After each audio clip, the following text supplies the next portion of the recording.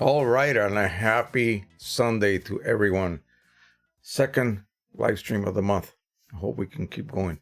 There might be one sort of around Easter where I will probably move it over to Saturday because I think my wife is planning for all of us to go to some sort of Easter type concert, and that's going to be probably right about this time. Very bright outside. Yeah, we had to move the clocks forward. That means that we get an extra hour of bright weather.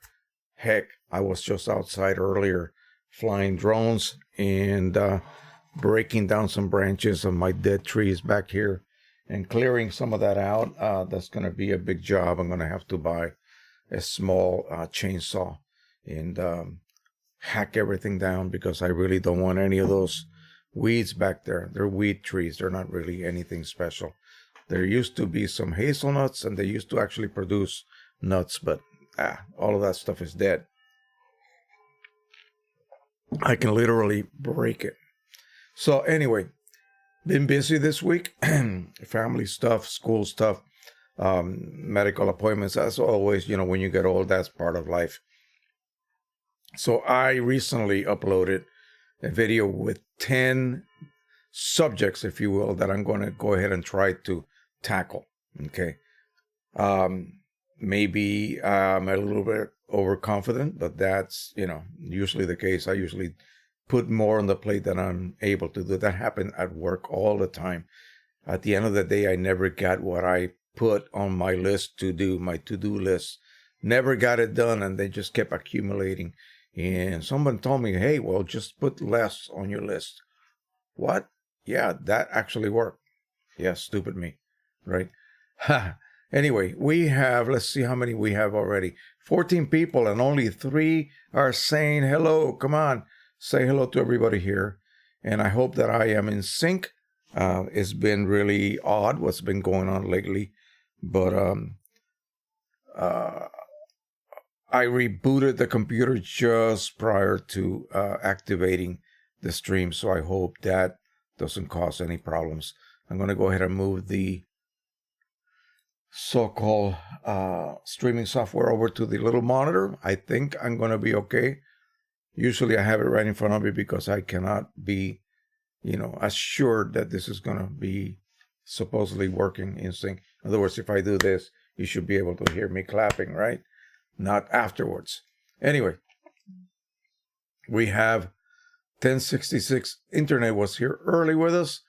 And Richard Rajewski, I think I've been talking with you, and I hope everything is okay. Harold Goldberg, of course, from sunny Richmond, Virginia. And Richard is from LA, my old stomping grounds.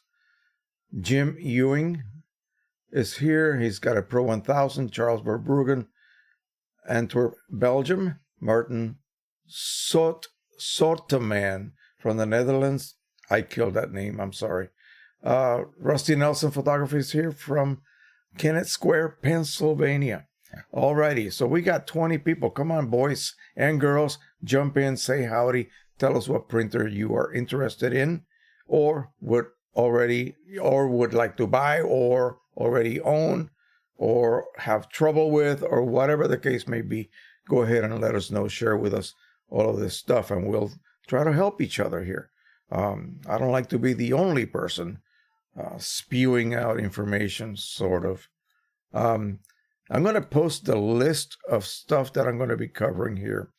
And I'm going to go over a couple of them tonight because I don't want to sort of give it all away this weekend. I would love for you guys to go ahead and jump on the channel as the videos are being published. Which, by the way, if I do a drone-related video, I will schedule it at 12 noon, okay? And that way, because most of my viewers are like in the other side of the world, so I think that'll help. So 12 noon, that's when maybe midnight even might be a good time. But anyway, printing-related videos will always be on at 4 o'clock p.m., and maybe if I find something that just cannot possibly wait, if I hear something, if I'm made aware of something, then I'll go ahead and post it on the spot. But I don't think that's going to be the case. There's not really that much news in the horizon for any of this stuff. So anyway, I got a call today when we were at church from Mike from Precision Colors. And I think he did actually answer a couple of queries that were on the comment section of one of the videos that I put up. And somebody had problems with a needle clogging on your squeeze bottle. Okay, and I don't even know how that possibly could happen. I guess the only way that I could imagine would be if the scabbard that goes on the needle to sort of keep everything sealed, if you will, maybe it split and just air got into the needle, and he's using pigment ink, so possibly that created a bit of a clog. Well, you can just take these out, pop them in a little bowl of Windex, and that'll take care of it. It'll dissolve it. And if you really have a stubborn clog, do what the old draftsmen did when they had those special drafting pens that were basically just a blunt needle with a rounded tip. They would stick a wire through that. And India ink was notorious for clogging those types of pens, especially the very narrow diameter ones. So anyway, it should be a lot of fun. Let me tell you, I just saw that we are at, and I say we because this is a community that we have created here, 29,837 subscribers. And I know I've lost many subscribers, but apparently I am gaining more than I lose. So I tend to stay on the red, if you will, rather than the black. So there's really not have been a deficit per se. So this last 28 days, the channel gained 747 new subscribers.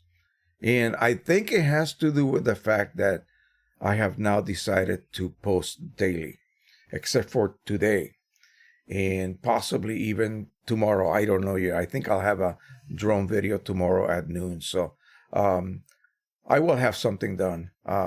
Just found out that we don't pick up the boy Monday, Tuesday. And so I will have some time. We will go to the school and do some tutoring with the kids. They really, really, really need a lot of help. So that's the best that I can do. I just go like twice a week. Anyway, let's see what else we got going on here. So we said howdy to a bunch of people. Let's see who else is here. Martin. He said he was from the Netherlands. Pro 10. Rusty Nelson is here. Douglas Broadshaw, Port Alice, British Columbia. Richard says, yes, everything going great. Thanks for asking. I believe, if I remember correctly, he moved a Pro 1000. This will spark something in Rusty's eyes because he did the same thing. And he moved this successfully. Actually, Richard just powered it off. He bought a used Pro 1000 in perfect condition. And apparently everything is going really well. So that is great to hear. And that excites me when I hear stuff like that. Bob Van Gelder from France. Claire Sloan, checking in from La Belle, France. And Tom Volek, just says Jose. Dan Carter. Mike says the needle may become clogged by the plastic on the scabbard. Okay. Yeah, you could burn it off. That's a good idea.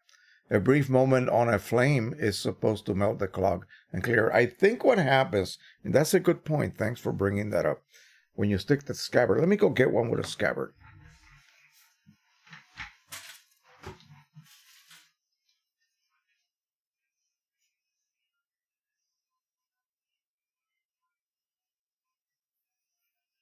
Okay. So these were recently filled with the old Precision Colors inks. Now that we have, signature edition, no need to ever go back to that. So I think what's happening, well, these are kind of a large hole in them. So they just kind of sit. I don't think they do anything, to tell you the truth. I cannot stick them in any further. I could stick them in a little bit, and it seems to kind of dig into the plastic. And again, I don't really think that they're that necessary, okay? You can disagree with me. I don't really bother doing that too much. My OEM inks that I collect from PGI 29 cartridges from the Pro 1, I extract ink from those and I save them in bottles like this so that I can then fill up my own PGI 29s for the Pro 1. And I've never had a problem with anything getting clogged up with the plastic, but that's a good idea. But be careful. Don't burn the plastic over here as well. Just burn the tip, and then pressure and hot water, squirt it right out. That's something I haven't experienced. So when you asked that, I thought, what? Really? Could it be the ink? I mean, I don't think so. So I had never experienced that before. So we have 6 likes so far. Let me go ahead and finish up saying howdy to everybody, and then we'll go ahead and start with tonight's subjects. I got a bad throat. I think there was a lot of maybe fungus on that tree. That's why it was so easy to just snap off the branches. And I'm talking about 15, 20 foot long stalks. Yeah.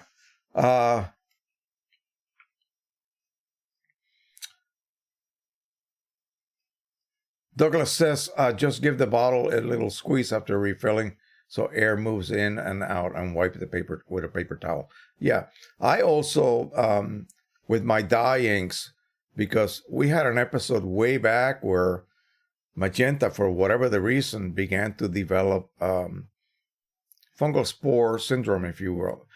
It got infected by some spores, and there were some, you know how fungus grows in little filaments, they call it hyphae, and these little filaments were clogging up Pro 100 printheads.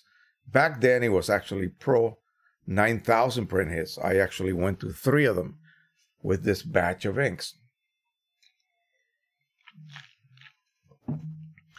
They immediately threw away that magenta batch of ink and had the lab prepare a new batch. Really weird. I have never had that problem ever again. There is supposed to be a reagent added to the ink base, the clear base, that is supposed to retard any kind of it's a biocide, any kind of infectious agent or other biological agent growing in the media, which is just a clear liquid. It probably likes it, and hyphae from fungus spores grow readily in it as long as the inks have lost that efficacy of that biocide. So I think they have a half-life. So if they've been sitting around in the lab in a barrel or something before they ship it out, you know what I mean.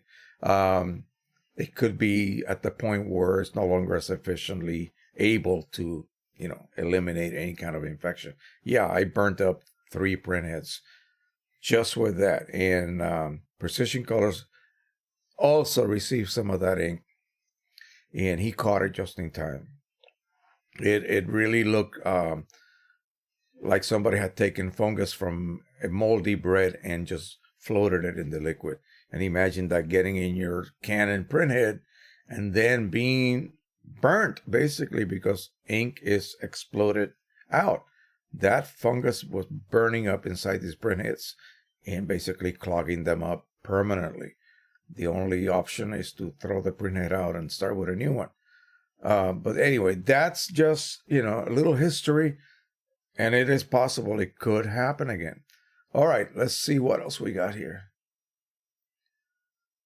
Rod says, hi, Jose. Hello from Napanee, Canada, West Toronto. P600 working well. How is that P600 working well, if you will?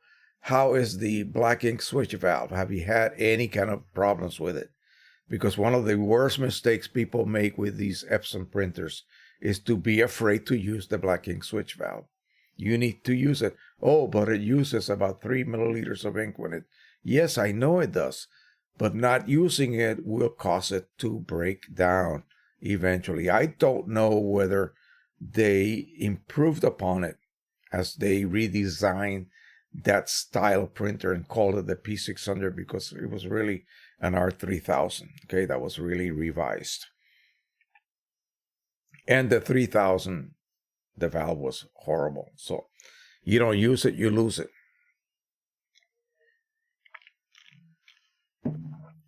Tom Volek says, Jose, what is piezo printing? Well, piezo printing basically is done with, it's an all black system. It was developed by Inkjet Mall or John Cone. So you have your 2 main blacks, and usually it is a carbon-based type ink, not necessarily pigment. I think for the grays, they may go ahead and use a pigment type media to give it the gray color. So it can be used on a 6-color printer. It can be used on an 8 or 9 color printer, and of course maybe even one of the Epson higher end printers that uses more than 9 colors. The SureColor 20,000, I think, uses like 11 or 12 colors. So you get 2 blacks, 1 matte, 1 photo, and then a bunch of grays. And the grays are supposed to substitute by density magenta, yellow, orange if you have it, and whatever happens to be part of that ink palette. You have a gray that sort of matches in density. So if you were to take red ink or magenta ink and swab it on a piece of paper and then just decolorize it, whatever that density is, that's where that gray then becomes. And you cannot use the driver to print. You really do not get the correct tonal rendition. You need to use a RIP, a raster image processor, and that's software. It can be costly. You can use quad tone RIP, quad as in 4, tone RIP, RIP, and that is a donate if you feel like type software. I think people who use it should donate to the writers of the software. Now, in order to be able to reproduce the tonalities of your image, you have to have what they call a tone curve, and those are made by you. It's difficult to do. And then they are saved as a special file format that then the RIP uses to, for example, reproduce an image that has been converted to black and white in Photoshop on a particular printer, on a particular paper. Now, quad tone RIP comes with many already prepared so-called curves, and they load, by themselves onto your hard drive. I believe it might be for Mac and Windows, but I'm thinking, you'll have to go check quad tone RIP, and that will allow you to then print with this very strange ink set composed of just black and gray inks. And the results are supposed to be incredible, fantastic. John Cohn's place up in Vermont is constantly having workshops where you can go and do all sorts of weird things, like paper negatives and all kinds of old-timey photographic methods, requiring a wet lab and so forth. But yeah, you can print gorgeous, gorgeous images. Now, why can't you just do that with your regular ink set? Well, you can. If you put a side-by-side pair of prints, one with quad tone RIP and piezography inks, and then one just basically using whatever ink set your printer has, say a P800, for instance. There are some tonal differences, the way that tones are depicted, transitions between tonal values. You will see some differences, but either one will be excellent. It's just a matter of preference. Which one do I like, And with the piezo inks, you have a choice of ordering the neutral one. Of course, that's what everybody would want. And also warm and cool tone inks. I don't know why I would want that, So the problem here is that you dedicate a printer to that. And if you need other tones, you have to dedicate other printers to that. So if you need 3 tones, you need 3 printers, okay? You cannot be exchanging cartridges on a printer like the P800. It takes forever to the ink that was already in the system to be pushed out. So you cannot be, just because you feel like it today, you can't go warm. You're going to stay with the inks you have. You would need 3 printers to be able to do that. Well, you don't have to do that with a color system. You can still end up with very neutral prints, even using an old color system. So let me show you real quick. This is Pro 100. Simple, right? Best printer ever. A series of charts or so-called evaluation images. This is the one that I always use and the one that I recommend everyone use. This is another one. Again, it's made by some folks in the ICC. This is one made for, let me take right here. This is one made for black and white or monochrome printing. So if you want to check your printer for neutrality, you would print this one. If that's all you're going to ever do, you're never going to print color, then just go ahead and use this image. I have all of these in my Facebook group. So download them. I have the whole pack as a pack, and then I have individual images you can download as you please. So this is the one you will print. And then you look at it under normal lighting. And by normal, I mean, like a window light or whatever you have, unless you have a special viewing light, setup. Okay, if you're really serious, that's what you would have, and you look for any kind of tonal, non-neutral color. Okay, and yeah, this is neutral. This thing is dead neutral. What I love about this image is that it has somewhat of a like a resolution chart right here. These little patches right here are made with little crosshatch, and you check that on your print is big, in other words, letter size. You're going to check that to see if you're able to print those little very fine crosshatch lines. Once you get past that and you have a neutral result, don't come back and tell me that your prints are magenta. Oh my God, how can that be? Someone just recently said that when they print a standard image, it prints perfectly. This was on a Mac. And what was she saying? That she uses color sync or color matching or printer matching, whatever the setting is on a Mac. And by the way, this is also neutral, so you can see. Am I out of sync?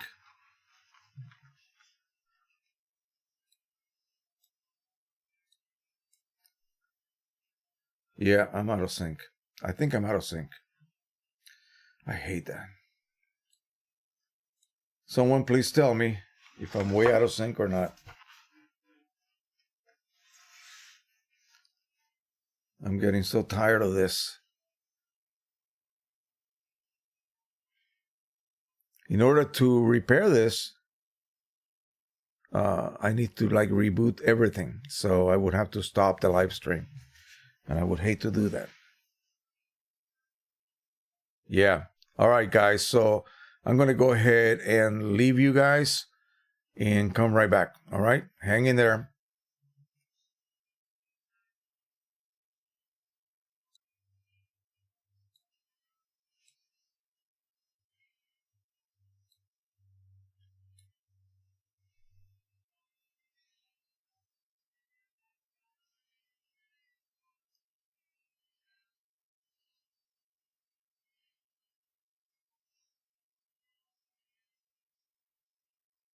All right. I wonder if I'm back.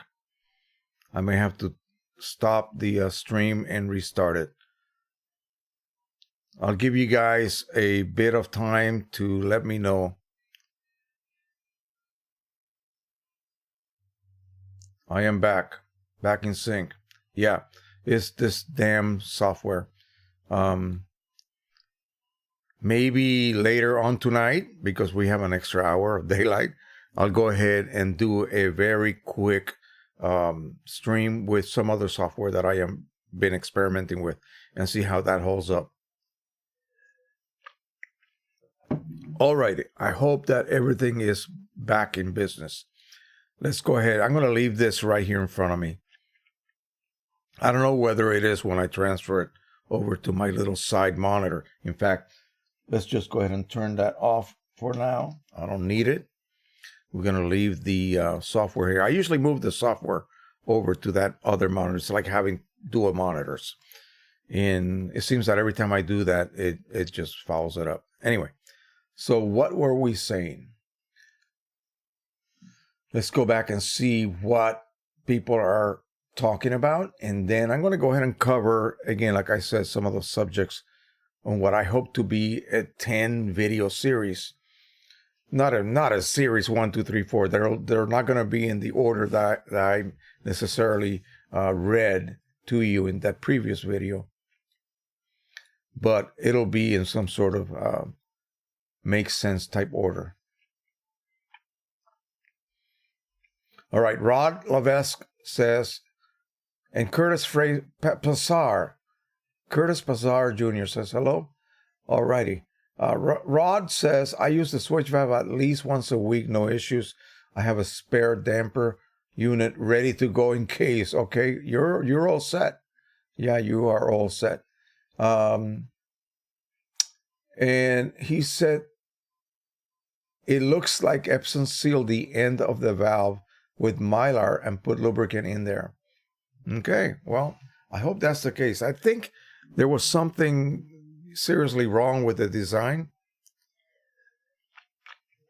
which is why it was, causing all of these problems.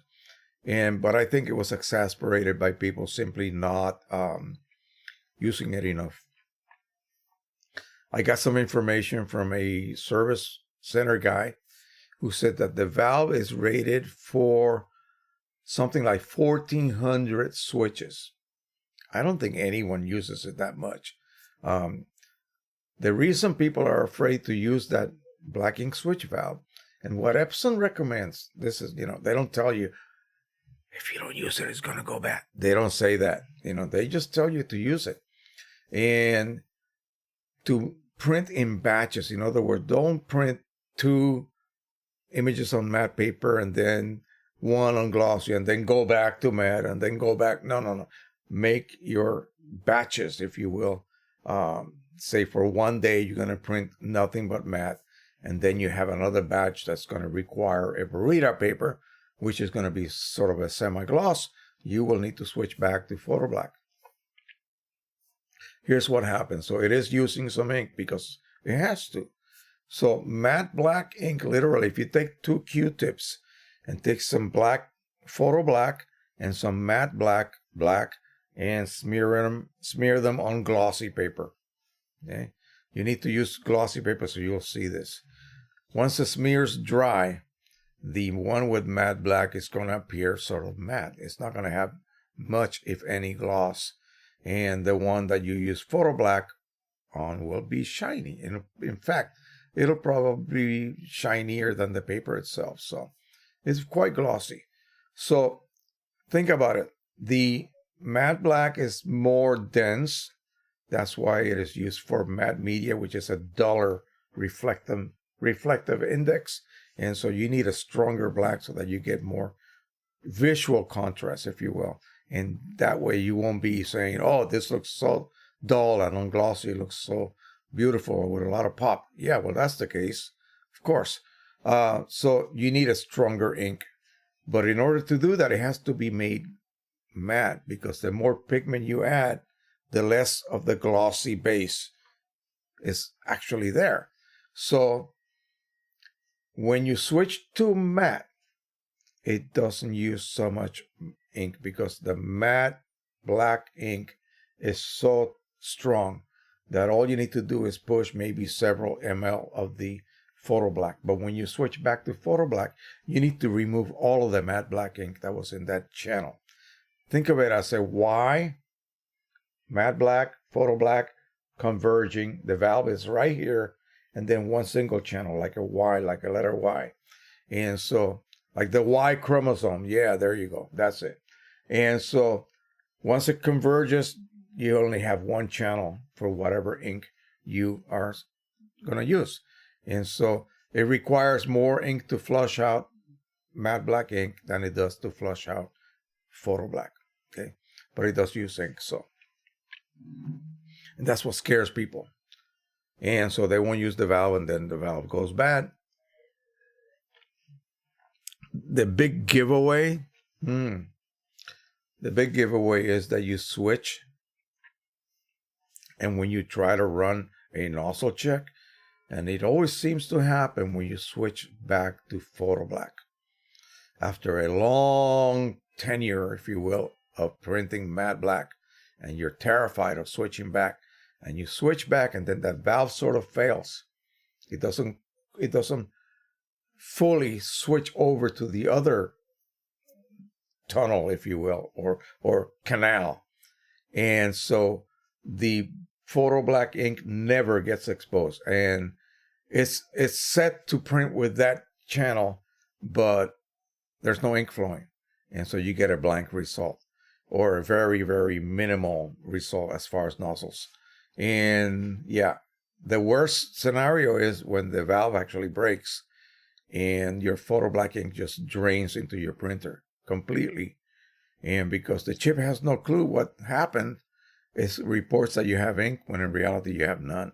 The 3800, 3880 was notorious for that.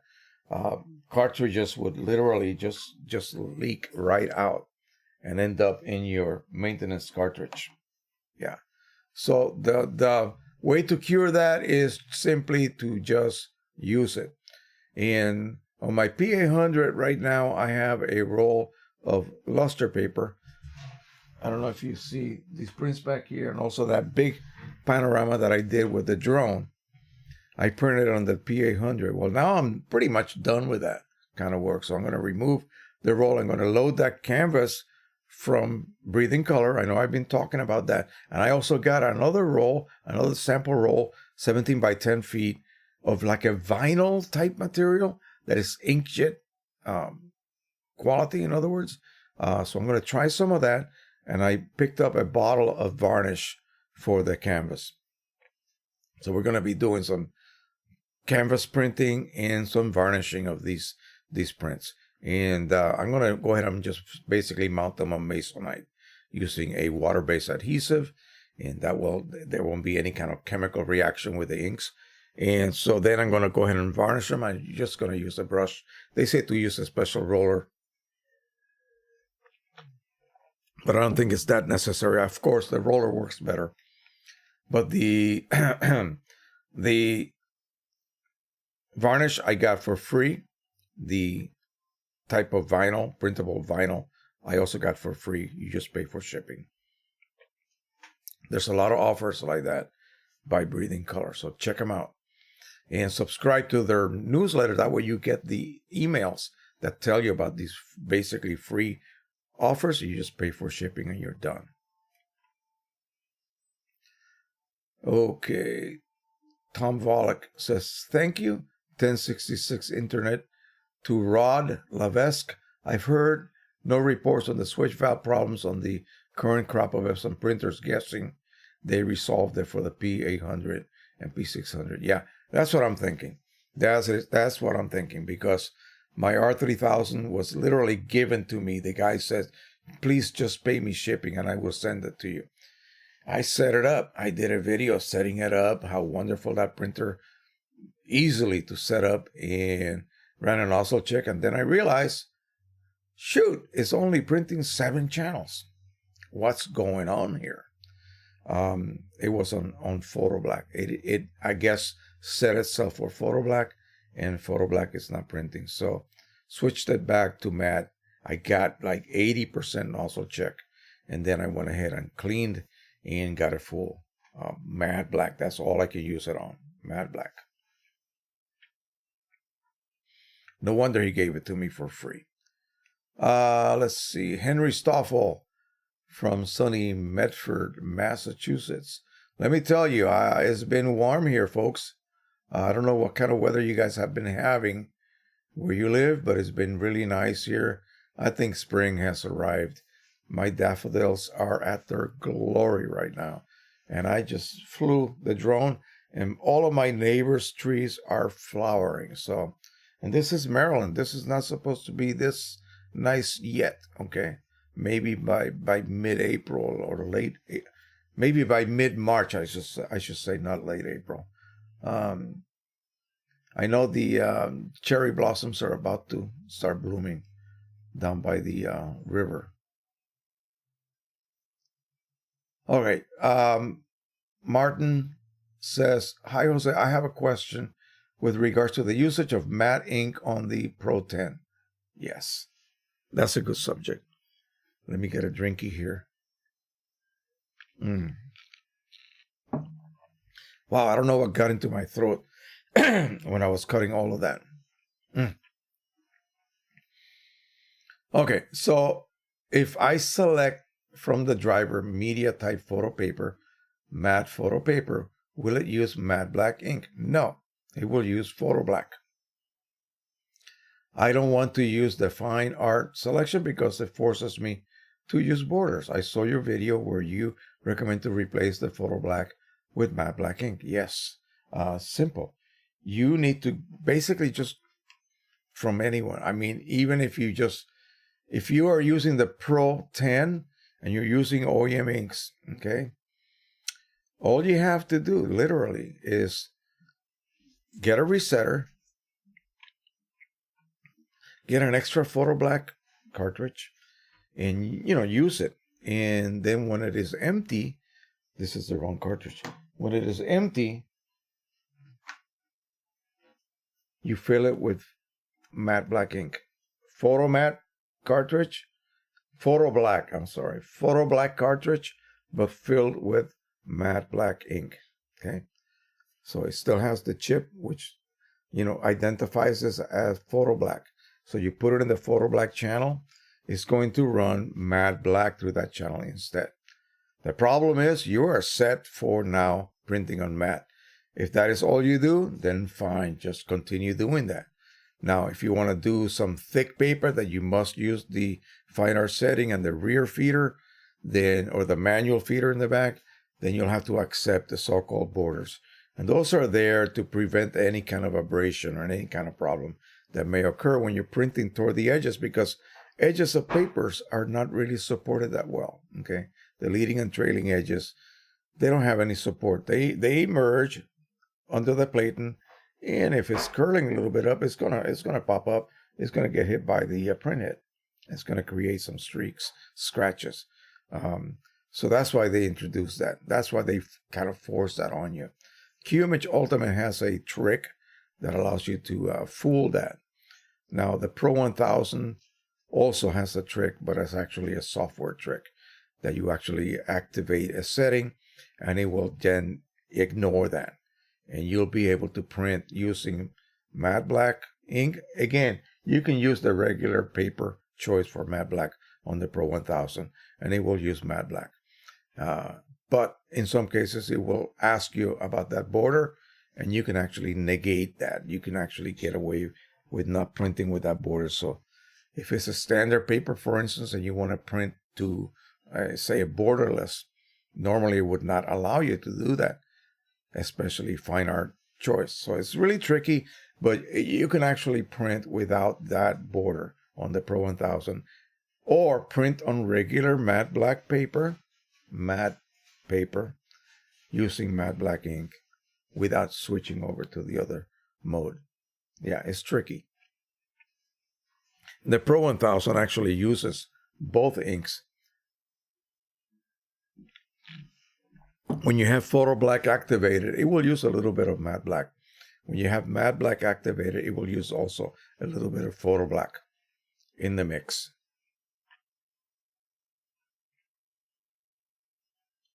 It wasn't in pigment ink, Jan. It was on dye-based ink for the Pro 9000 Mark II, which is a dye ink printer. Pigment ink prints. Pigment inks do not really suffer from that. I think it's because the dyes that are used in third-party inks are of an organic nature and not a synthetic, expensive, sort of inert ink, or really nothing would grow in it. It is more organic than pigment inks are. So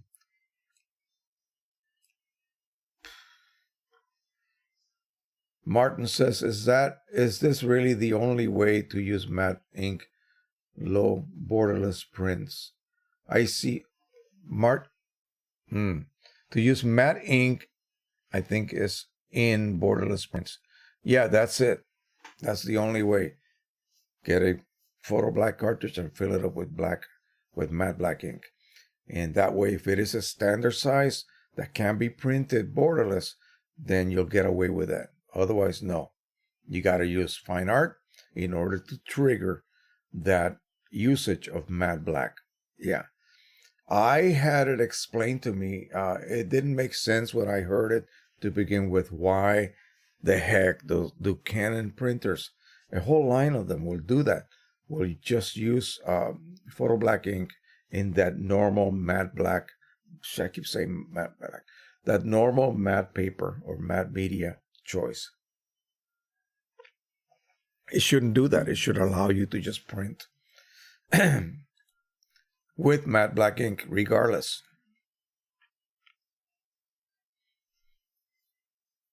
Okay. Saeed says, hi, Jan. Hello. Did you ever had fungus in pigment? Yeah. Not pigment, only the dye inks. And that was just a particular batch. It didn't become, like an epidemic. It was just that one batch. The lab just got rid of it, and they started from fresh. Yeah, Jan answers to Martin that matte black is only used when selection fine art papers and plain paper. So again, so that's a hack you can do. So to show you that this is actually true, Precision Colors decided to make some profiles. Now, most paper manufacturers out there, if you buy a particular matte paper and it's one that they tell you to choose photo paper matte, photo matte pro or whatever it's called, in the drop down menu, they made a profile. In other words, they printed charts with photo black when the paper was intended to be printed upon with matte black ink. Now, is that a good profile? Of course not. So what Precision Colors has been doing, they have prepared cartridges, okay, also for the Pro 1. And that was a pain because ink lines. So on the Pro 10, there are no ink lines. So you just pop the hacked, if you will, cartridge on there, one cleaning cycle or purge cycle, and now you have matte black ink, and you print it on the photo black cartridge, photo black channel. And so then you can just happily print on your normal matte paper, borderless, whatever you want to do. No white borders, none of that stuff. You are taking it upon yourself to accept the dangers, whatever they may be, whatever they say they are, when you are printing, say for instance, a thicker paper using the fine art. You know, that's why those white borders are there for, because again, head strikes and paper may slip or whatever the case. So that's the reason they force you to that. It's sort of for your own good, but you're free to, you know, accept the dangers if there even are any. I tend to ignore them sometimes. We got a Andreas Amador from Munich, Germany. Wow, okay.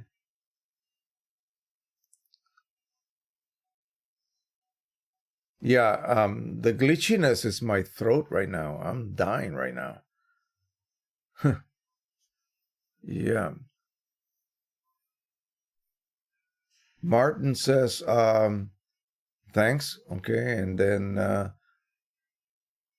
yeah, the border is 30, sometimes 35 millimeters.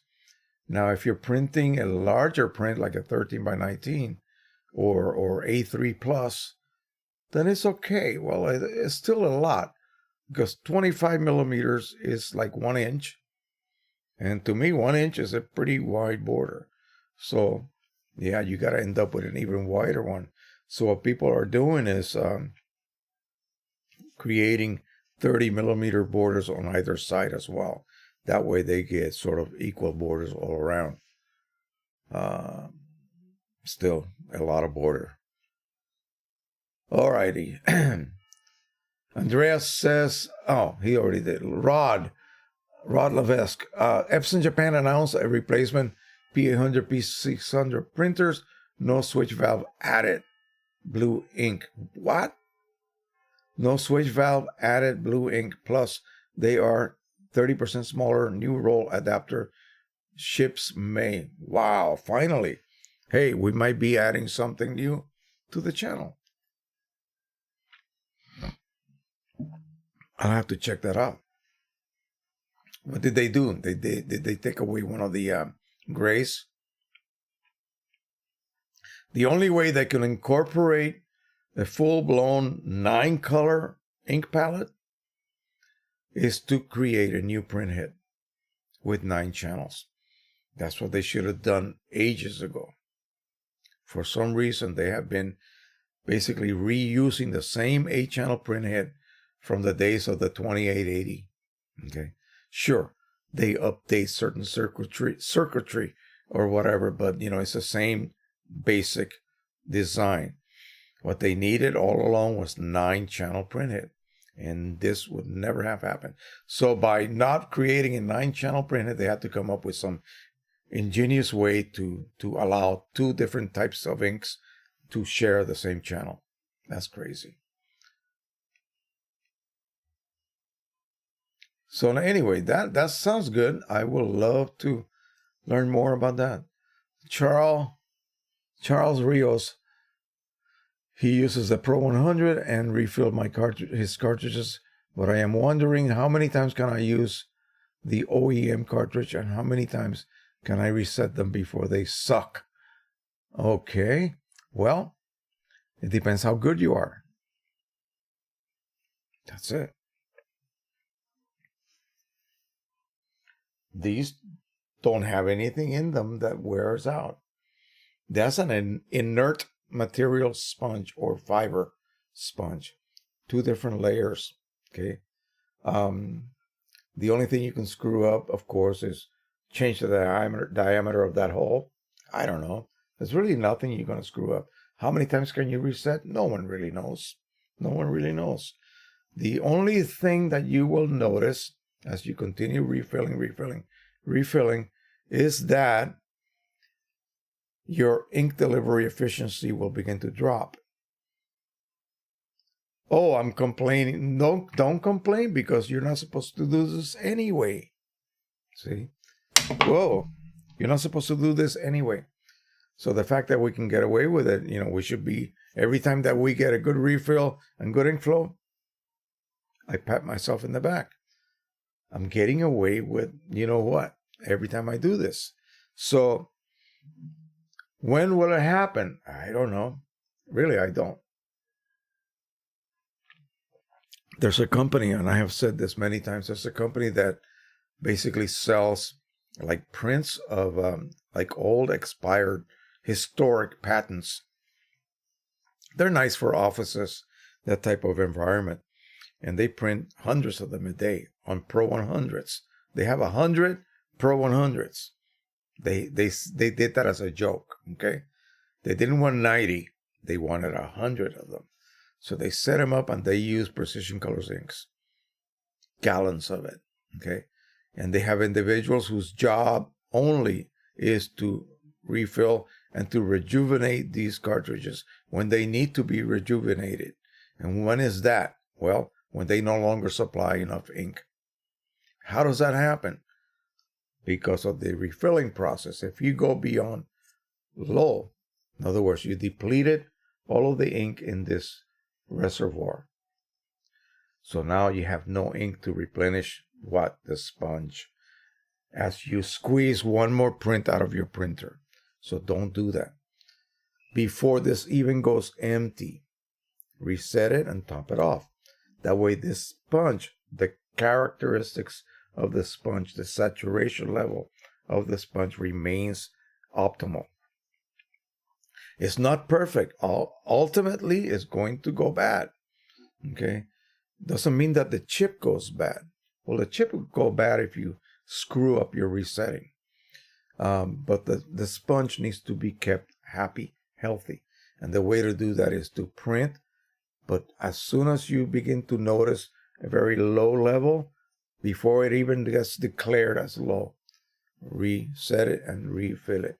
Fill it only 1/8 of an inch from the top, okay, not beyond that. I just did videos on that. Go back and look at those. I have a whole slew of videos on this process alone. So what do they get at this place? They get about 100 refills, okay? And they do them every day, okay? So that's it. Now, one thing to consider, and this, maybe you're not that much of a volume printer, so you may not ever reach that level. But there are 2 cartridges, 2 colors. Let me get a print head. This is a Pro 9500 Mark II print head. So this is the way it would sit in your printer. So the Pro 100 is really an original 10-channel body, but they did away with the last 2. So magenta and I think gray sits in one of these last two slots here. These ones here, they seem to be able to be refilled more. What this company that does all of those thousands and thousands of prints, they figured out that these last two colors require, the cartridges that is, require more frequent refurbishing. And all that is that they flush them and then they run a solution that they made out of water and denatured alcohol. I think it's just isopropyl and some ethylene or methylene glycol, I believe it is. I don't know exactly the proportions, but that sort of treats the fibers of the sponge so that when they draw out the liquid and they dry the cartridge, it actually leaves a tiny, tiny residue of that methylene glycol because that does not evaporate. So the water and the alcohol go away, they evaporate out of the sponge, and you have this kind of a emollient, I guess they call it. And then when you insert ink into this chamber, it just flows right into that sponge. It's like a water drop on a soapy surface. It's just, whereas an oily surface, the water drop would just stay there. It would not move. So that's what they do. How often do they have to do it? On those two particular colors, I believe it's magenta and one of the grays, after about 50 refills. Whereas the other ones, you can go 100 refills without any kind of problems. And then they just do it out of that's part of their system, their schedule anyway. And when it's to the point where the cartridge is no longer reset for whatever the reason, they start from fresh ones. And by that, I mean they buy new cartridges or new empty ones from whatever the source. So that was a long-winded explanation, but be aware that, the magic here is you, okay? How you approach this refilling, because you're not supposed to do that. You're not supposed to be able to refurbish these cartridges into reusing them over and over again, because they're the best cartridge you can use. Other sources don't even consider them. This is the way to go. You need to modify it correctly and fill it at the correct time so that it maintains the efficiency of that sponge. That's it. As long as you maintain that ink flow, you're good to go. Just keep topping it off before it needs to be topped off, okay? Top all of them off at the same time. Reset them all, top them off. Often the question is, well, do I have to reset it when I top it off? Of course you do. Imagine a gas tank gauge in your car that doesn't register the correct amount of gas you put in because it didn't reset itself to full. Yeah, you want it to be full. And the cartridge also full. You want to be able to have a kind of a almost perfect representation of how much ink you have. And again, be aware that chips are really not super, super accurate. They're just guessing. They're guessing how much ink the printer has used. Not so on the Pro 1000, but we're still talking about the Pro 100 here. Not something that fancy yet. Alrighty. Andrea says, what is happening inside the Pro 100 during the auto head alignment? Should I just do it only when there's a problem? So what would you call a problem? So that goes into some of the subjects, one of the subjects in my video list that I'm going to be attacking this coming week. So head alignment basically allows the paper travel amount to be synchronized with the width of the amount of ink laid down. And by that I mean a bunch of rows of dots, but it might be, let's just pick a 1/4 inch, okay? Or whatever, 10 millimeters.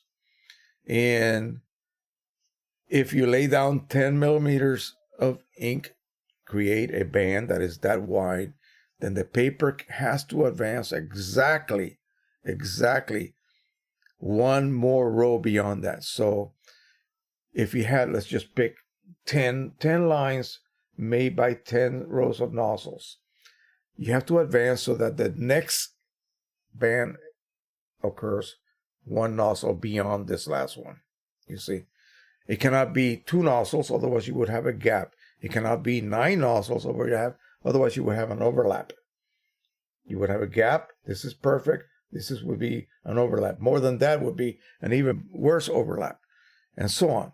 So that's head alignment. The head alignment synchronizes how much the paper is advanced depending on how wide a band of ink is laid down. When that goes out of sync, then you have to run the head alignment number. In the old days, it was a manual thing that you had to do. You ran it, then you took a loop and you look at the results, and you're looking for all kinds of parameters here that you're looking for and find the best one that would have a number. You would enter that number in your computer on the driver. Yeah, big pain in the you know what.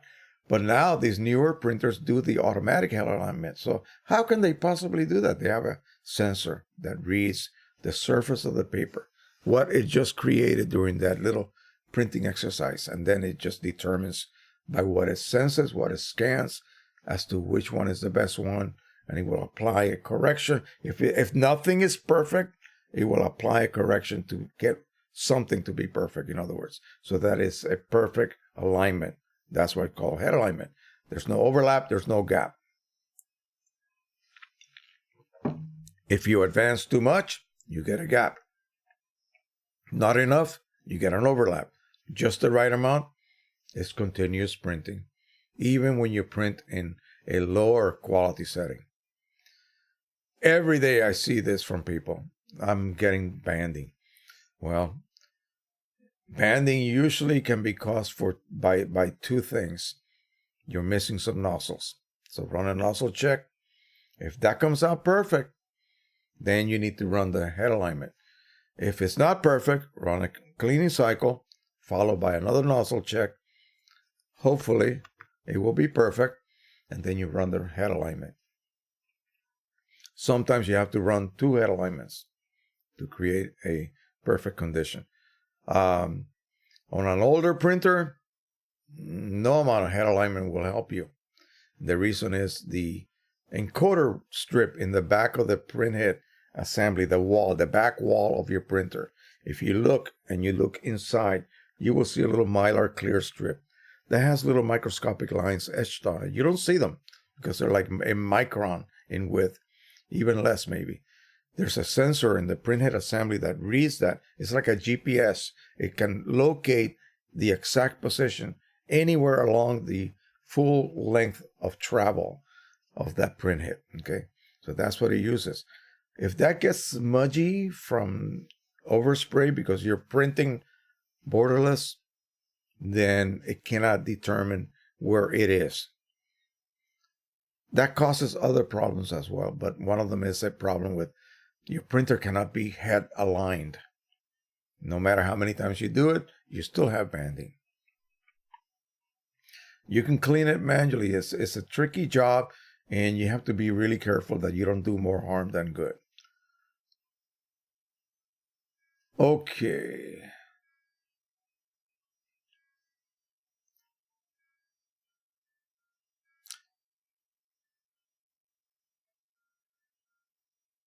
Okay, glitch definitely in video, not throw. Well, there's nothing else I can tell you. All I can do is apologize for that.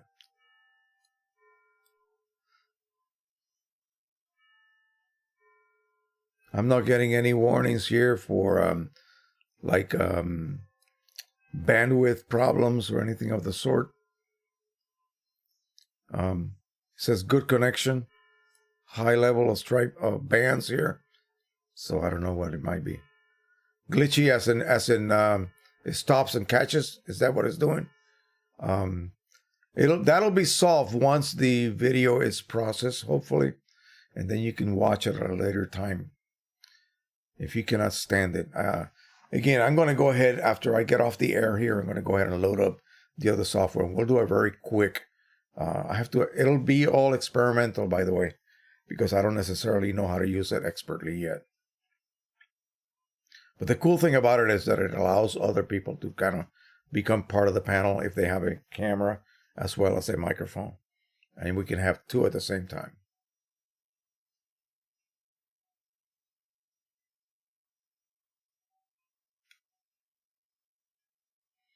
All right. Mattia says, hi, Joe. For your videos are really interesting. You deserve more viewers. I want to ask you something. What do you think about About sub that for coding. SUBTHAT for coding. I have no idea what that is. Sorry. If you can rewrite that, maybe it was misspelled. Rod Levesque says there is a link on DP Review. Here's a link for DP Review. Yeah, you cannot put a link here unless you sort of disguise it.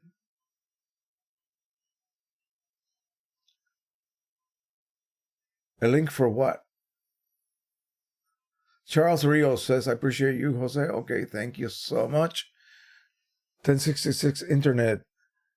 I've seen that on DP Review. I was wondering if Jose, for any other viewers. Okay, so that's a link to the Japan news. Is that it? I haven't been in DP Review for quite a while.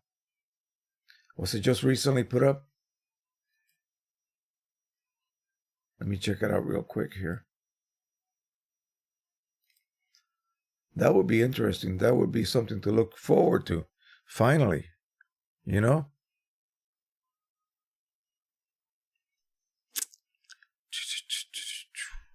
Where did my link go? Jeez.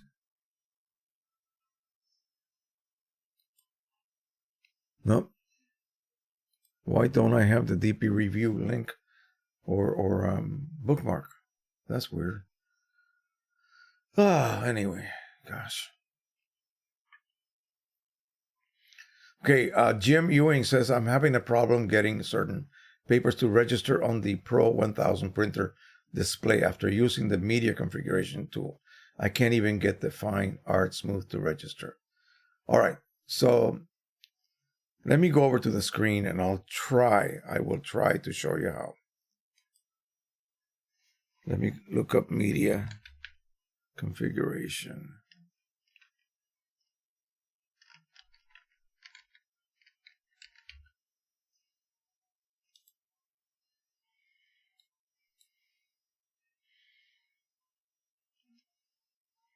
All right, let me switch over to this.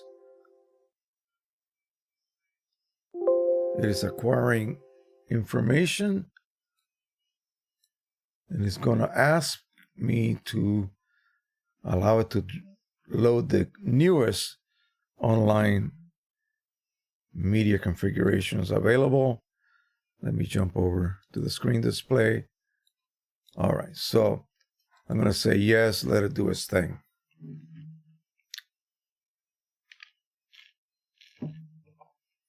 But I think where you're having problems is it's not necessarily caused by the media configuration tool. I think once you create your media configuration and you save it to the printer, it doesn't register in your driver, is what you're saying, right? Yeah. So here are all the updated things. Okay, so I'm going to go ahead and cancel. It's all updated anyway. So when you save it, once you're done with it and you save it, then the thing to do is open up your driver.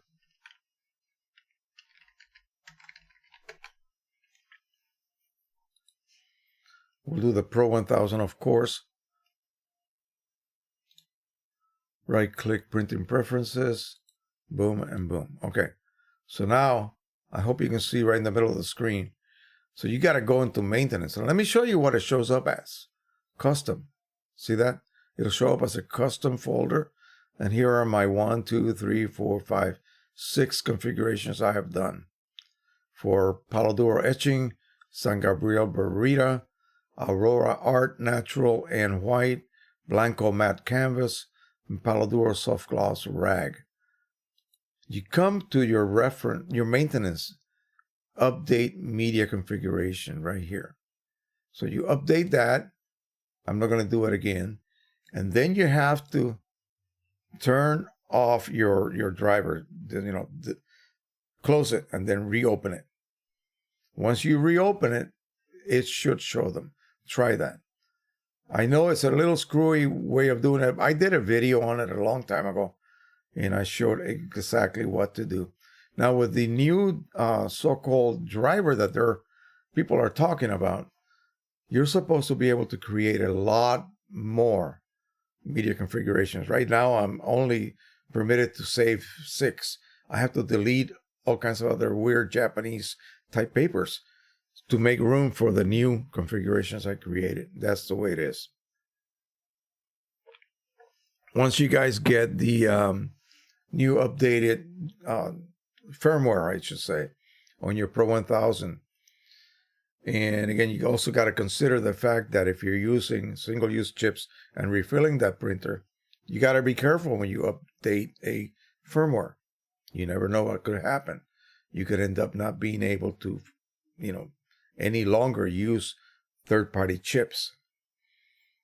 But it does open up a couple of really great features, longer length, and a lot more media configurations. I don't know what the other features of the new firmware are. I haven't really looked into it. Okie doke. But yeah, remember, you have to close, once you do what I just showed you, close the driver, open it back up. And then you should have, if all goes well, you should have a folder called custom. And in there, you should see the new configurations. What does that do? It allows you to print on a specific other paper, not Canon, and see the actual name, and it'll have parameters specific to that paper. You no longer have to sort of tie another paper type, Canon type that is, to print with a Palladuro etching. That's a matte paper. So what do? Pick matte paper choice?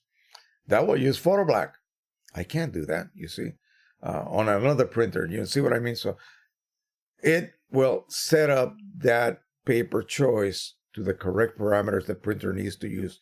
The width of the gap, the ink density that will be laid down on that paper, whether it needs black, that's matte or glossy, and all sorts of things like that. So it's nice to have it also be able to see the actual paper name. You're going to give it your own name.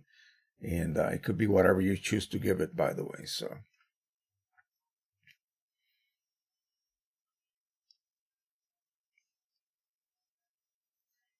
Spike says to click on that thumbs up button. I think we're screwing up bad enough. People are not going to do that. William Bennett, do you recommend UV clear coat spray for OEM Pro 10 prints on Pro luster paper? Not really.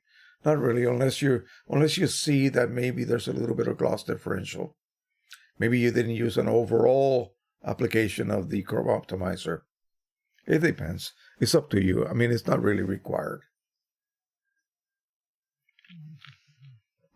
Let me just say that paper, if you're worried about longevity, paper is also a huge factor. Like 10 to 1. Pro luster from Canon compared to, say, Palladuro soft gloss rag, 10 to 1. If this is going to fade, okay, under the same conditions as a Palladuro soft gloss equivalent, this will fade 10 times faster, 10 times sooner. It's proven by Ardenberg already. And that's on the Pro 1000 with OEM inks, 100%. So yeah, paper is a huge factor. If the paper has optical brightening agents, it will fade faster than a given paper without that.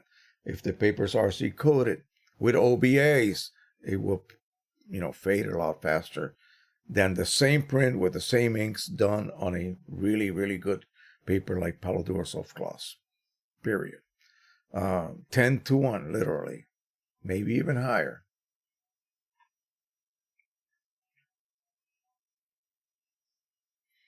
And Jan says, why would you? There's Chrome Optimizer, CO.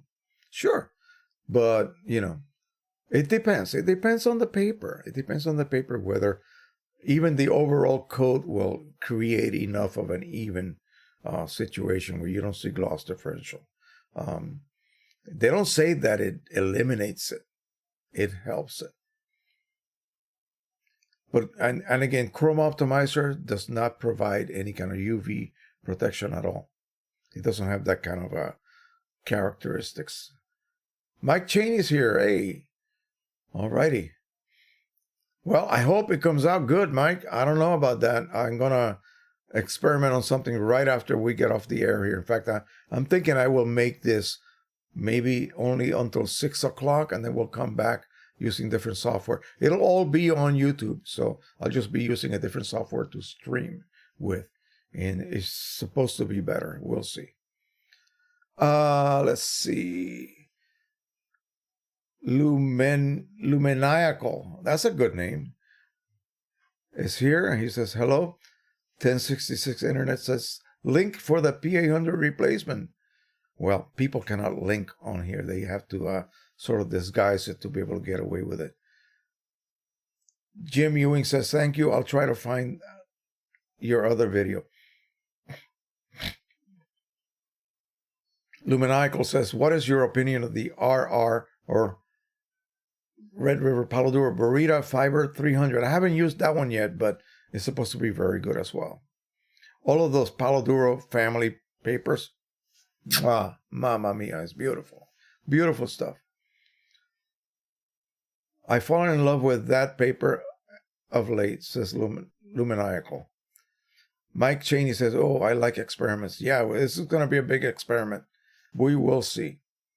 What I'm going to do is I'm going to give myself a couple of minutes to set up, because again, I really don't know much how to do this, but I'm going to give it a try. And if you don't see anything coming up, then you don't see anything coming up. But anyway, it should work. Speed Scout 221. Hi, Jose. Any indication that Canon is working on an update Pro 1000? I'm in the fence. I'm waiting or just buying the current Pro 1000. Also, I just downloaded Q-Image Mac. Thanks, Gil from Chicago. All right. What could they possibly update? Well, you know, what would be an updated Pro 1000? I don't think it's going to happen. They updated the 2000 to the 2100 and the 4000 to the 4100. And I think that's as far as they went. I don't think they even have a 6100. So what would they do? I mean, they don't want to make it into a 2100 or a 2000 even.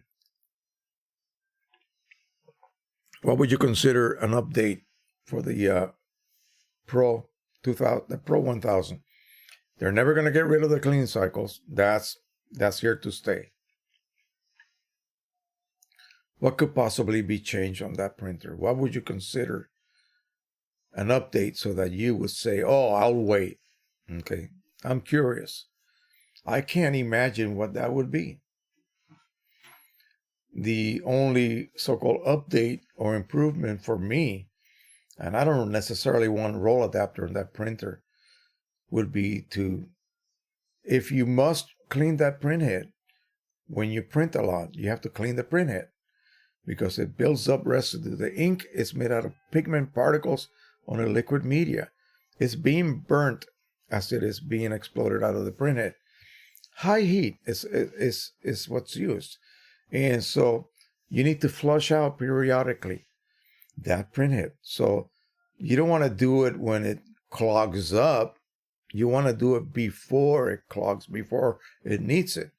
So that's why it runs these preemptive cleaning cycles. Like you send a job and the job is not printing yet. Oh gosh, it's making all kinds of whirling noises. Yeah, it's cleaning itself. It needs to do that. But please don't use my expensive inks to do that. Use something cheaper, something clear, like a cleaning fluid of some sort. They would have to implement some sort of extra channel. And they're not about to do that. I don't believe they're about to do that. So that's all I can say. That's the only thing that would really make me tickle pink if they did that. Oh, okay. Let's see.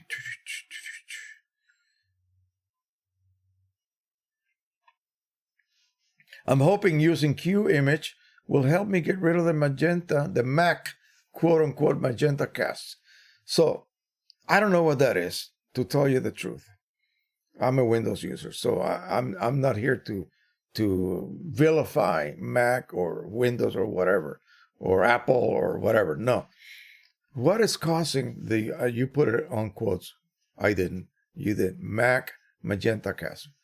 What is that? I have no clue. I've heard rumors about, oh, if you have print preview, it will cause a Magenta Cast. Well, I've only been able to find it on Windows machines, and I don't have a Magenta Cast. Everything I print comes out like this. Neutral. Call me Mr. Neutral because that's all I get. And I just don't get it. I don't even know what to do to cause that Magenta Cast. So I don't know what it is. One of the videos that I'm going to be doing, okay, it's going to be pretty interesting. Instead of using this crappy software to record myself, I'm going to have a camera right here. You're not going to see my face. You're going to see the computer. I'm going to go through the steps of taking a color image and converting it to black and white in Photoshop. Okay. Then I'm going to go ahead and export it out to QImage. And then from QImage, I'm going to go ahead and prep it for printing on my Pro 100 and on my Pro 1000. Both of those printers. I'm going to then take the camera. It'll be on a tripod. Walk it over to the other room. You'll see the camera wobbling everywhere. And then I'm going to aim it directly at the printer. And you're going to see the print emerging. And it's not going to be magenta. It's going to be neutral. Okay. Again, I don't know what's happening. But I need to make this video so that people know what I go through to set up my driver. Whatever else I need to set up. Maybe experiment with some of the so-called black and white modes that Canon printers use. I know I can do that on my Epson, and no one's complaining about the Epson so far. They're complaining about the Pro 100 from Canon printing magenta, or any other Canon printer printing magenta. Then we'll go over to some other areas that you can maybe look into to see if that helps. But again, I just don't get it. I'm not trying to be funny. I don't get this Magenta Cast problem people are having. If it's Mac, then why? Why would it be? I just don't get it. By the way, Mike is here. You can't double profile with QImage any longer. Mike, I tried to do it on purpose, and it wouldn't let me do it. It wouldn't let me do it.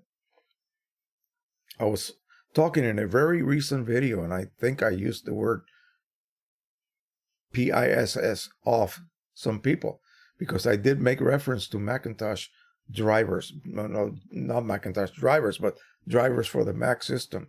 And why any of this is going on. Why is it so difficult to be sure that you have no color management when you choose to print with a ICC profile out of any editing software?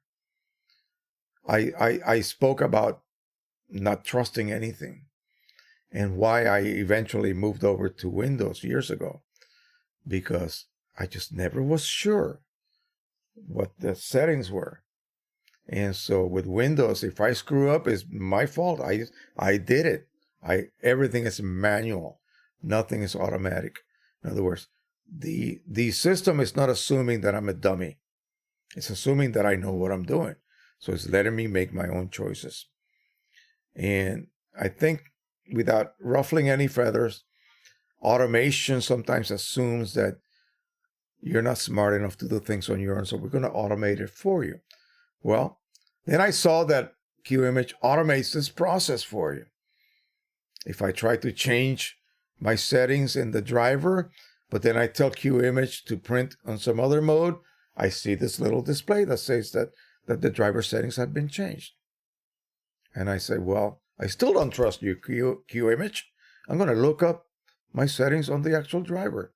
And damn it, if they are not correct. Then I switch them again. I try to fool it over and over and over. And over and over and over, it changes the driver to the correct setting, so that there's never any double profiling. Okay, even when you print charts for profiling. Yes, even when you do that. And it's the only application, general editing application that I know of, that allows you to print a chart without any color management from itself or color space influence, anything. No. When you open your charts that have no color space, they're not affected. They are printed. So it's a good tool. And I'm not saying that just because Mike is here. You know. Anyway, let's see what else we got here. And then we got to get into a couple of subjects, maybe one or two, because it's about 5:30 right here, our time. So we'll do another half an hour, unless things are getting screwed up. You know, I'm going to give this a try. I want to go ahead and give it a try. So we'll go short this week, and then I'll give that. It's called StreamYard, by the way. Anyone here knows how to use it, let me know. Okay, I'm going to go ahead and use it. My friend Dan, Drone Channel, Drone Worship from Tampa, Florida, uses it all the time, and I always participate in his in some of his shows, and it seems to work okay.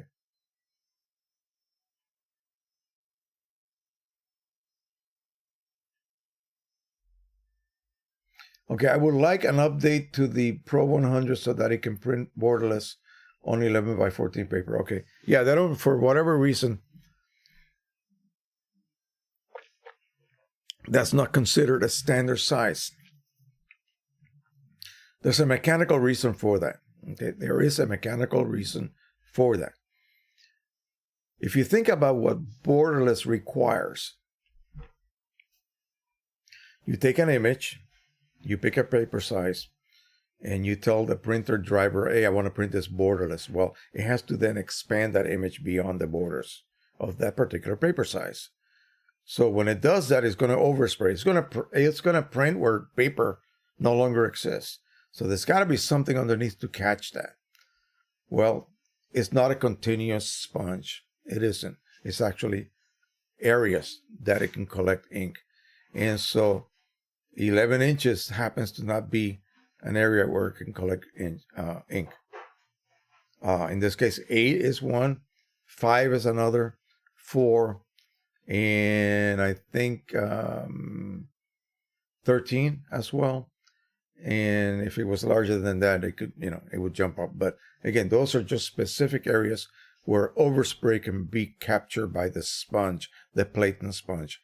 And there isn't an area that is beyond 11 inches width. So 11 by 14. 14 always, the printer is always going to print in portrait mode. So the narrower width it has to have a sponge there. And they just have never put one for 11-inch width printing. So it cannot go beyond. So it doesn't consider that a standard size. So 8 inches, I think, is one, because that's 8 by 10. That is a standard size. But that's about it. I think it's 4, 5, 8, and 13. That's it. Those are the standard sizes. 13 by. And it's not 13 by 15. No, it's 13 by 19. So that is it. That's the reason. There is a reason for that. Now, they would have to redesign the platen area with a sponge collection area for 11 by 14 type paper. That would be good. They should do that.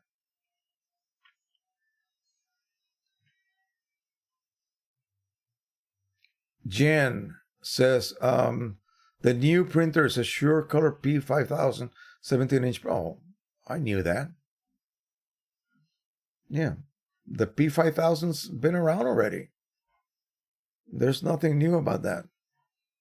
The P5000 is being sold now, unless this is a new P5000. And it was the replacement for the failed 4900. That's it. Now, if it's a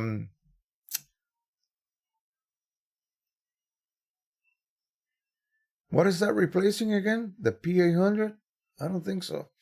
The P5000 is 17 inches, sure. And I think it has roll.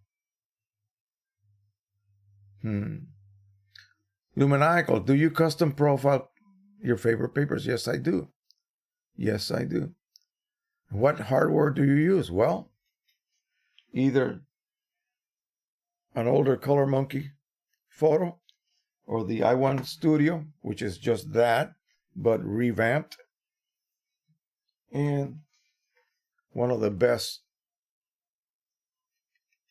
profilers, I guess, photo spectrometer in the market, the i1 Pro 2. So that's what I use. What does it take?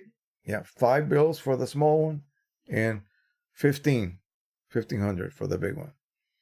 But again, it just produces great profiles. The big one does slightly better than the smaller unit. The smaller unit does a great job.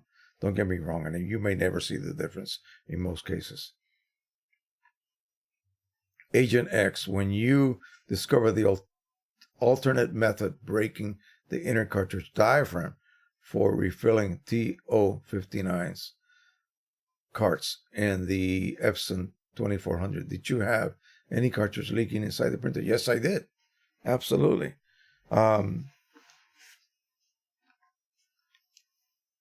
You mean T58s or T59s? T058 is this one. You don't break any diaphragm on this one.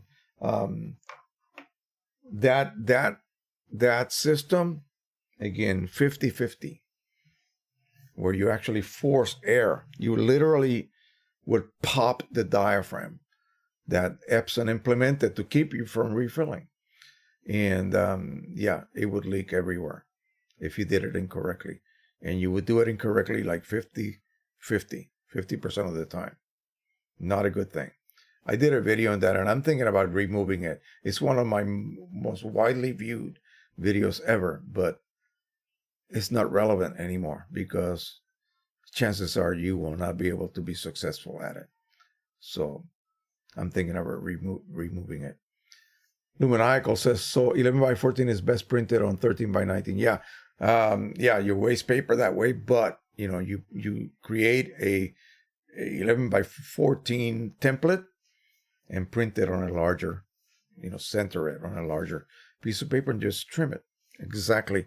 You will not have any overspray at all.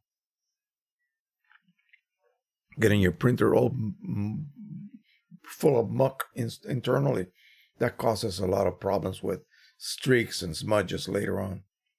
People wonder where they're coming from. Terry Garbett, could the Pro 1000 firmware be modified, hacked to resolve ink flushing? No. And you don't want to do that. That's what's keeping your printer working. Yeah. Without that, your printer will clog up, the printhead would die. Okay? So why would you want to do that?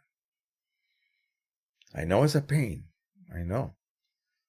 But it's part of the thermal printhead situation. You have to flush out that printhead because it's building up gunk. When you cook a steak on a pan and you remove the steak, what's on the pan? That's what I'm talking about. Okay, I have stopped trying to refill the R2400 cartridges because the filler ports are leaking. Yeah. You're talking about OEM ones, right? And I don't have one here with me, but there used to be a kit and special little valves that you can install, which would allow you to do that. It's still a pain in the butt to do. I did a very long-winded, I call that, by the way, video on how to do that. And somebody said that those valves are available in some website somewhere, but they never did provide me with the link. So they work perfectly, and you could refill those like the factory did. I believe that 2400 uses the T034s, and those are easy to refill and reset. Charles Rio says Pro 100, yay! Terry Garbett says just to reduce the frequency. Yeah, but the thing is that it times them when it needs them. Okay, so in other words, why would you not want to remove all of the residue that's built up? Okay, and reducing the frequency will not do the job that's required. In other words, you want to continue to print, and clean less. Well, if you clean less, it's not going to keep that printhead clean. Yeah. It's a weird situation. It's not that you neglected it by not printing and thus it became clogged. No, it's because you print on it. It needs to do that. Yeah, I know. If people knew that, they probably would never buy a Canon printer. Sorry. That's the honest truth. People used to say, oh, Canon never clogs. Epson clogs all the time. Don't buy a damn Epson printer. Yeah, Epson printers clog. They all clog because nobody uses them as often as they should be, period. That's the real reason for most printers. But Epsons are cold firing. Canons are heat firing. Okay, the Canon sounds like yeah, that's basically what's happening. You're exploding little droplets of ink. And so by that very reason, they build up residue. Epsons do not. Epsons do not require cleanings because you print so much on them. Okay? They stay clean when you print a lot because it's cold firing. Okay? The little droplet is spit out. There's no residue behind. Anything behind could possibly dry up, sure. And then you run a cleaning cycle manually. If you don't print for 2 months, it will run a clean cycle before it prints anything. That may not clear out any clogs you may have developed. You may have to do a second cleaning cycle. Canons do that stuff preemptively. Okay, anyway. And they do it to get rid of possible clogs, but also mainly to clean the printhead. Keep it nice and clean from residue. Because as you build up more residue, you're going to create a snowball effect. And then you start overheating the printhead channel that's being affected. And that will, accelerate the death of that channel. Okay. Once it goes, that's it. New printhead. You cannot do anything to it. There's no way to fix it.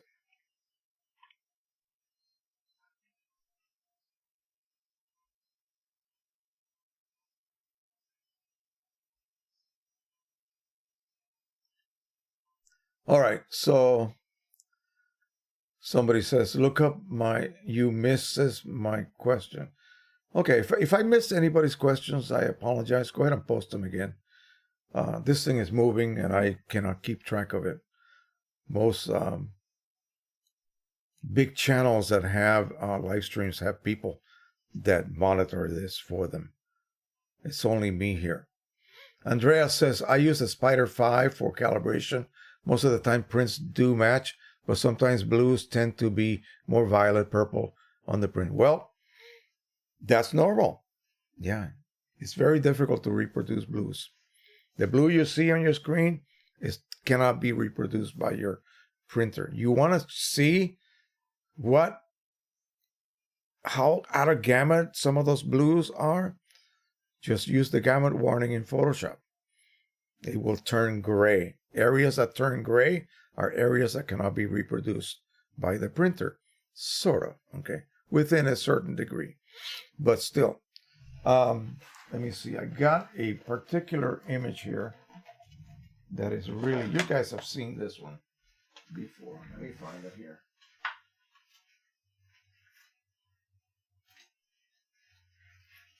It's a shot.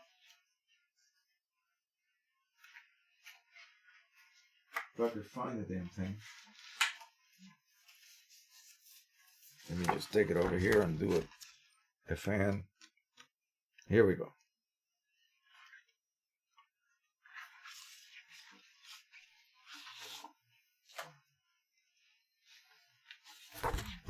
How's that for blue and purples?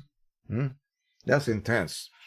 This thing is a show engine on a show car at a car show. And I printed it with the Pro 100. I did this one with OEM inks. The one that I did with PC inks is basically identical as well. So this does not look exactly like on my monitor because my monitor can display these other colors that are part of this image that are out of gamut. It shows them as neon-like colors. A printer cannot process that, cannot reproduce that. And one thing you need to get over really, really fast, get over this, is the fact that that's been transmitted through the rear of the screen. Bright. I mean, gorgeous. This has to be lit. And then the light bounces from the so-called reflective surface of the base. And you get to see half as dull or half as bright result. That's it.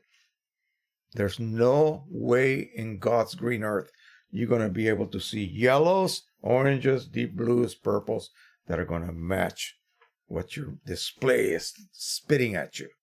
Okay? Get over that. Don't lose sleep over that. There's no way you're going to match that. Okay? Unless you print on a transparent media and you backlight it. That would be the only way. Okay? That would be the only way. We're working with transmitted light through your monitor and reflective light when you print on a opaque piece of paper. That's what happens. And, there's only so much that a printer can produce. Okay? Your monitor is more capable to display a much larger gamut of whatever colors your image is composed of. And your printer simply cannot. Okay? I don't care how good your profile is. These yellows, when you look at your image on your screen, all of these, the fall season yellow trees, the reds of the strawberries, these oranges of that canyon back there, they will look a lot brighter and a lot more potent, if you will, on your screen. That's not the way they're going to print. Okay? Get over that. What you're looking for is neutrality. You want your screen to display those images the same level of neutrality as you have on paper. My printer's working correctly. I used OEM inks and I got a really great result of my standard image. Again, you're relying on the printer's magic to be able to reproduce everything on that standard image. Good Lord, I mean, there's a lot of stuff going on here. And so it reproduces that. Now my job is to get my screen, as it is displaying that image to me, to match this result on paper.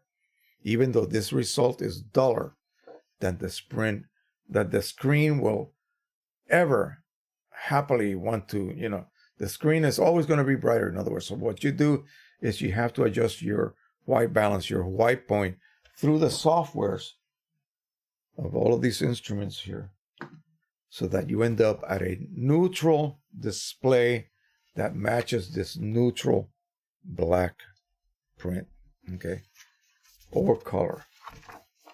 That's it. Once the two match, see, you're not matching your print to your monitor, which is displaying your colors incorrectly anyway. See, that's not the approach. You're not matching the print to your incorrectly displayed monitor. You want to match your monitor to the correctly printed results of that standard image. If you do things correctly, it will give you a perfect result of that standard image. That is it. Once you got those two entities matching, then you can go ahead and edit your own stuff.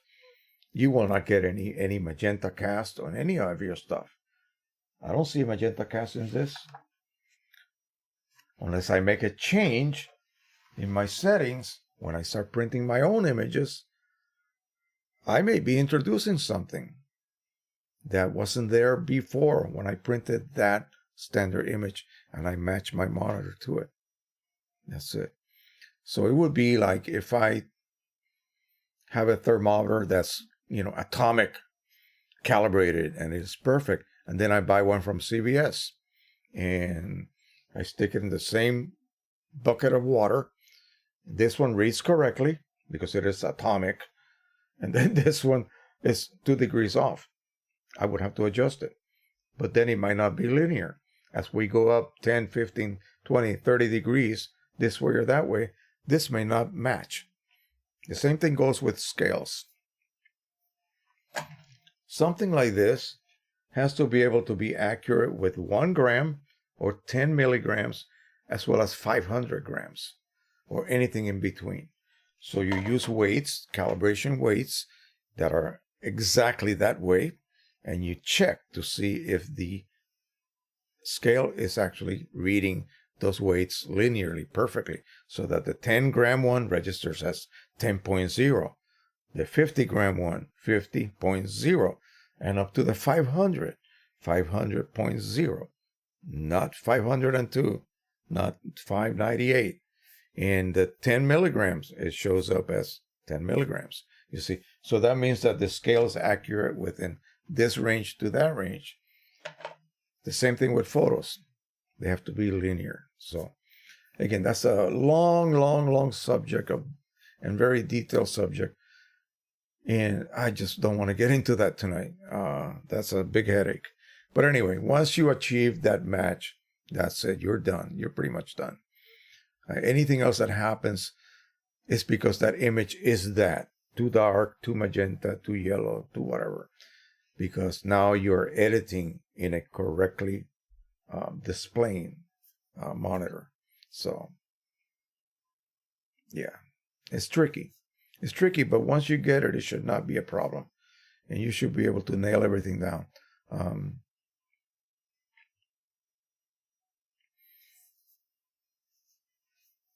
Let's see. Charles Rios says 1731. I don't know what that means. At 1731. Agent X says they all clog by design. Yes, they do. That's part of it. You're talking about, microscopic orifices. I don't even know how to even describe it.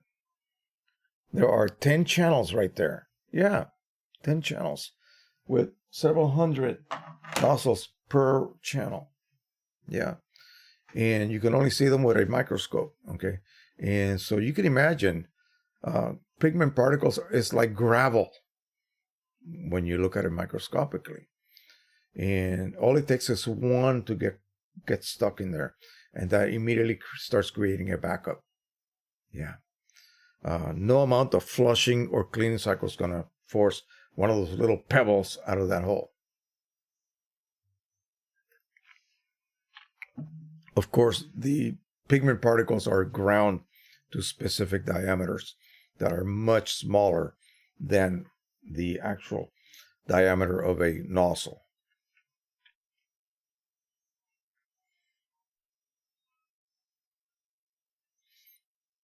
Okay, file one man, $200 for Pro 10 versus $450 for Pro 10. First printer buy in 15 years, 6 to 7 prints a week. Yes, Pro 10 is pigment ink. Yes, it is.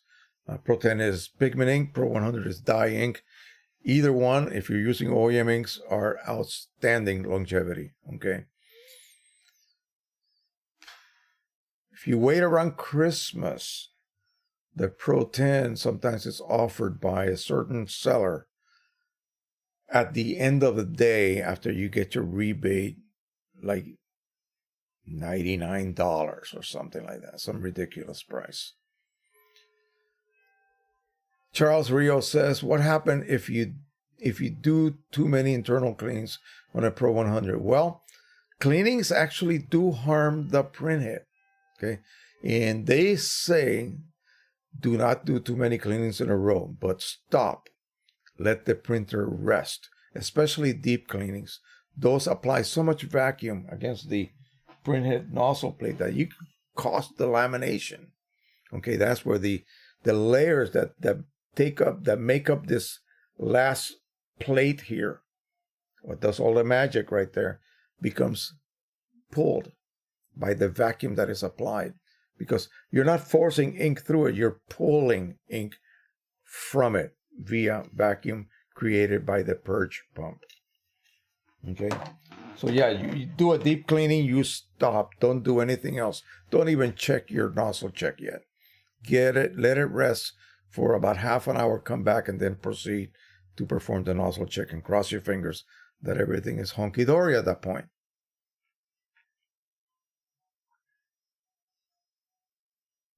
At least the Pro 100 has print heads available. Yeah.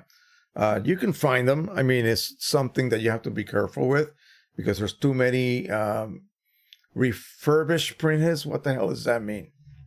You know. You can't refurbish a Canon printhead. You can't.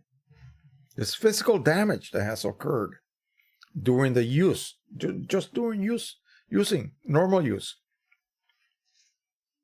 Those clogs, those nozzles are being self-destructed as you use them. They start to wear out because of this heat process. Now, higher end printheads like the Pro 1000s and up, possibly even the Pro 1, they do have extra nozzles that are not being used. It's like backup nozzles. And when one is basically not able to produce an accurate placement of a dot of ink, then another one comes into play. And it's magical the way that works. But you don't even know it's happening. They're not telling you like, hey, you started with 100 extras, now you have 98. And now you have 97, and tomorrow you have 90. And so on. No, they don't display that. It's behind, behind the scenes. And so at some point you end up with 0 nozzles left. And I don't care if you have lots of nozzles in the other channels, that printhead now is declared dead. You have to replace it. But at least it's user replaceable. You can do that on your own. You don't have to send it in.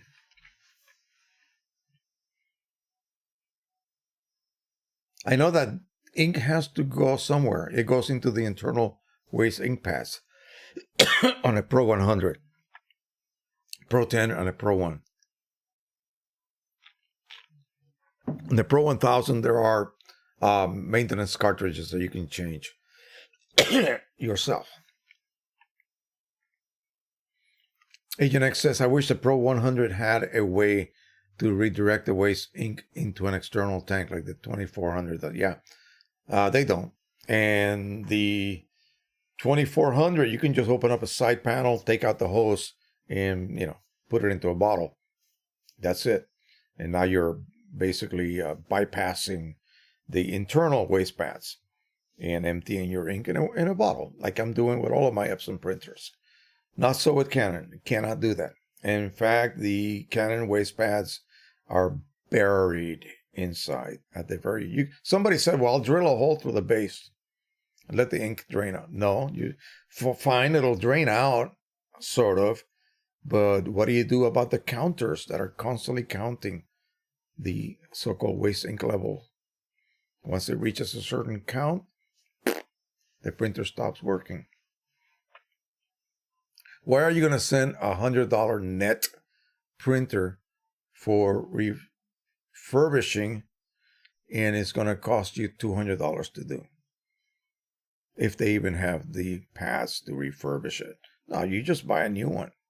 They continue to sell these printers for, with a rebate, and you end up paying a net of, $100. You don't bother having it replaced, having the pads replaced and having the ink counters reset. You just buy a new one. Start fresh. Now, if it was a $500 printer, then maybe you would consider doing the service call for $200, and you're back to basically like new. But then again, your printhead might die a month later. So, all right. I wish the Pro 100 had. Okay, that was all right. So we are done. I think we're done here. Let me go ahead, and we're gonna just call it a day. I'm gonna go ahead. Let me open it while I am here before I go ahead and physically sign out. I'm gonna open up YardStream. I'll open up a new browser here, and YardStream, stream, not stream. YardStream, StreamYard, sorry. I'm dyslexic, big time. All right, so I did a previous, I'm going to delete that one. And I'm going to go ahead and create a broadcast. Let me show you guys what I'm doing here while we are doing this.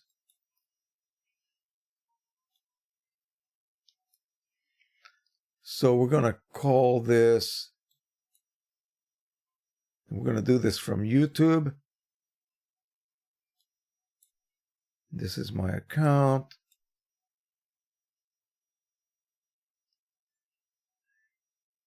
Boom. And allow. We'll see if this works. We're going to call it Sunday Live Stream. You see, there's a lot of prepping that you have to do here. And if this works out, printer talk,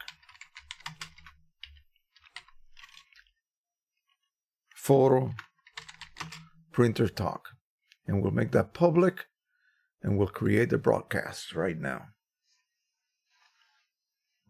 Entering broadcast studio, and up to 4 people can join. Now I have to turn off OBS so that my camera can then be detected. So what we're going to do is we're going to go ahead and end this. And so hopefully we'll be back. If not, we'll see you next week. It's as simple as that. So right now I'm going to say goodbye. We're going to go ahead and turn this off. You guys hang in there, and we're going to go ahead and activate StreamYard and see if we can continue on. So bye-bye, everybody, for the time being.